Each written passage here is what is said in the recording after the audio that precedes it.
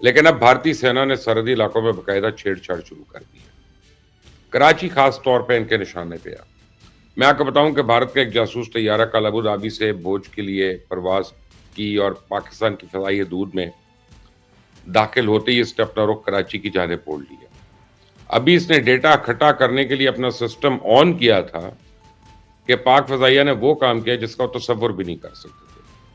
P F کے electronic warfare system فوری طور پہ فعال ہو گئے اور انہوں نے بھارت کے اس جاسوس طیارے کی کمیونیکیشن مکمل طور پہ جیم کر دی۔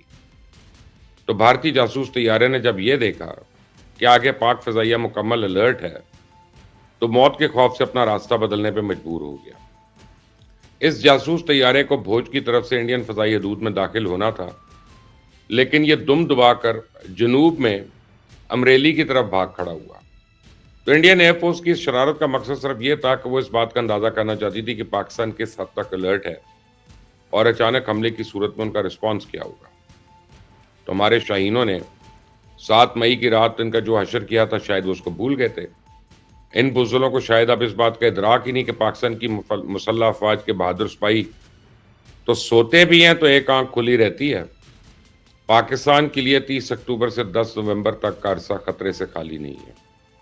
شیطان مودی نے پچھلے 5 مہینے سے کراچی پر اپنی شیطانی نظریں گاڑ رکھی ہیں اور بھارتی سینا مودی کے شیطانی عزائم کی تکمیل کے لیے پچھلے 5 مہینے سے مسلسل حالت جنگ میں ہے۔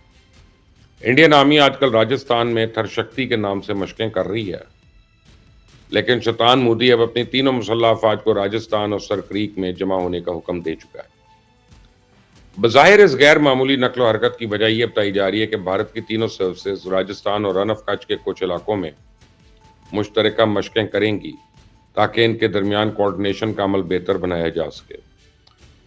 تو 30 اکتوبر سے 10 نومبر تک جاری رہنے والی ان مشقوں کو ترشول کا نام دیا گیا۔ تو پاکستان نے بھی اب تیار کر لیا کہ بھارت کے اس ناقابل تسخیر ہونے کے وہم کو ختم کر کے رہیں گے۔ میں آپ کو بتاؤں ہمارا مغربی ہمسایہ افغانستان بھی کم و بیش اسی قسم کی غلط فہمیوں میں مبتلا ہے۔ حال ان کا یہ ہے کہ 2 دن بھی جم کے نہیں لڑ سکے اور اپنے اتحادی بھارت کی طرح سیز فائر کے پیلیں کرنا شروع ہو گئے۔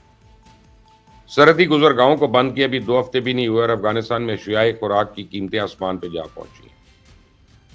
اقوام متحدہ کے ذیلی اداروں نے خدشہ ظاہر کیا ہے کہ چمن اور ترکم بارڈر کا مزید کچھ عرصے بند رہا تو افغانستان میں تو اشیائے خوراک لوگوں کی پہنچ سے دور ہو جائیں گی۔ یہی وہ مصیبت ہے جس نے افغان طالبان کو مذاکرات کی میز پہ بیٹھنے پہ مجبور کیا۔ یہی وہ مسائل ہیں جن کی وجہ سے افغان طالبان دراندازی روکنے پہ مجبور ہوئے۔ آپ دیکھیں جس دن سے دوحہ مذاکرات کے بعد سیز فائر ہوئے اس دن سے افغانستان سے آنے والے دہشت گردوں کے حملے بند ہو گئے۔ سرحدوں پہ امن و امان قائم کرنے کے لیے پاکستان اور افغانستان کے دوران استنبول میں آج مذاکرات کا دوسرا دور شروع ہوا اور یہ دوحہ میں ہونے والے مذاکرات کا ایک تسلسل ہے۔